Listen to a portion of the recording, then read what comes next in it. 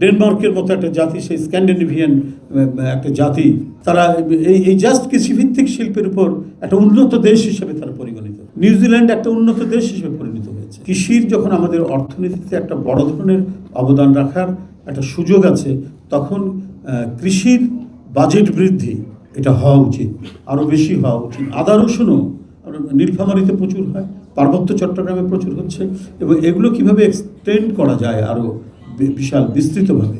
কারণ যেটা import substitute আমাদের এই কাজগুলো করলে পরে কারো উপর নির্ভরশীল থাকা, এটা আমাদের হয়ে উঠবে না। আমরা বিশেষ করে কৃষির প্রতিটা ক্ষেত্রেই আমরা স্বয়ংসম্পূর্ণ হতে পারবো।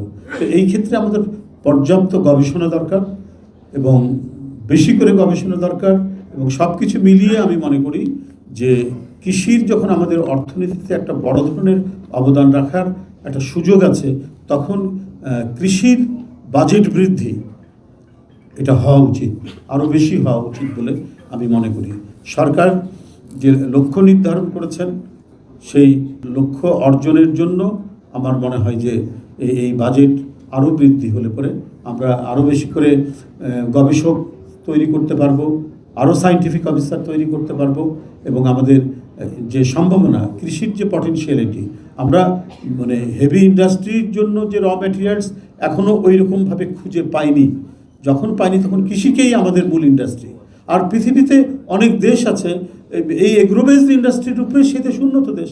নিউজিল্যান্ড, ডেনমার্ক, আমি দেখে এসেছি যে মাঠের পর মাঠ, অসংখ্য গরু নিয়ে খামারিরা, ডেনমার্কের মতো একটা জাতি, সেই স্ক্যান্ডিনেভিয়ান একটা জাতি, হ্যাঁ, তারা এই জাস্ট কৃষিভিত্তিক শিল্পের উপর একটা উন্নত দেশ হিসেবে তারা পরিগণিত হয়েছে।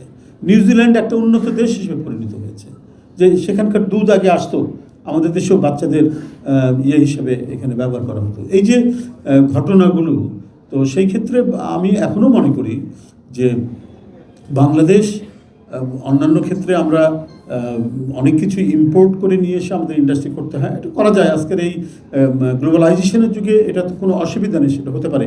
কিন্তু আমার যা র ম্যাটেরিয়ালস আছে, সেই র ম্যাটেরিয়ালসের উপর আমরা যদি আমাদের ইন্ডাস্ট্রিগুলি গড়ে তুলতে পারি, তাহলে সেইটা হবে এগ্রোবেসড ইন্ডাস্ট্রি, এবং এই এগ্রোবেসড ইন্ডাস্ট্রি যাতে আরও বেশি আমরা কার্যকর করতে পারি, আরও বেশি আমরা এটার সম্প্রসারিত করতে পারি, তাহলে আমাদের মানে বিরাট অবদান আমরা রাখতে পারবো। কারণ এগ্রিকালচার দুর্বল হলে পরে আমাদের খাদ্য নিরাপত্তা দারুণভাবে বিঘ্নিত হবে, আমাদের কর্মসংস্থান বিঘ্নিত হবে, মূল্যস্ফীতি বাড়বে। তো সুতরাং যে মূল্যস্ফীতির যে সরকার টার্গেট নিয়েছেন 6-এ নামিয়ে নিয়ে আসা, এই 6-এ নামিয়ে নিয়ে আসতে পারলে আমাদের গ্রামীণ অর্থনীতি, যেভাবে কৃষক কার্ড দেওয়া হয়েছে, ঠিক তেমনিভাবে আরও অন্যান্য যে জায়গাগুলো আছে, সেই জায়গাগুলোকে মানে আপনার সেটা লাইভ স্টকের ক্ষেত্রে হোক, সেটা পোলট্রির ক্ষেত্রে হোক, অথবা অন্যান্য কৃষির অভ্যন্তরে আরও যে সমস্ত কম্পোনেন্টগুলো আছে, সেই ক্ষেত্রে আমাদের বিনিয়োগটা বাড়াতে হবে।